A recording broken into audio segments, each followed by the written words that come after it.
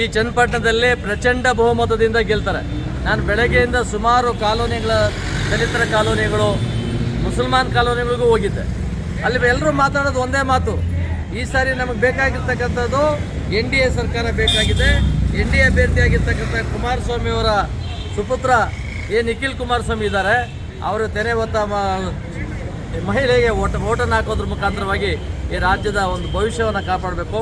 ಈ ಕಾಂಗ್ರೆಸ್ನವರು ನಿರಂತರವಾಗಿ ಗ್ರೀನ್ ಗ್ಯಾರಂಟಿಗಳ ಹೆಸರಿನಲ್ಲಿ ಗೊಂಬಿ ಮಾಡಿ ಮೋಸದ ಆಟದಿಂದ ಇವತ್ತು ಅವ್ರು ಗೆದ್ದಿದ್ದಾರೆ. ಅವರನ್ನು ಯಾವ ಕಾರಣಕ್ಕೂ ನಾವು ಕ್ಷಮಿಸಕ್ಕೆ ನೋಡಿಲ್ಲ. ಈ ಚನ್ನಪಟ್ಟಣವನ್ನು ನಾವು JDSಗೆ ಮತ ಚಲಾಯಿಸೋದ್ರ ಮುಖಾಂತರವಾಗಿ BJP ಮತ್ತು JDSನ ಸಮ್ಮಿಶ್ರ ಅಭ್ಯರ್ಥಿಯಾಗಿರ್ತಕ್ಕಂಥ ನಿಖಿಲ್ ಕುಮಾರಸ್ವಾಮಿಯನ್ನು ಗೆಲ್ಲಿಸ್ತೀವಿ ಅಂತ ಹೇಳ್ತಾರೆ.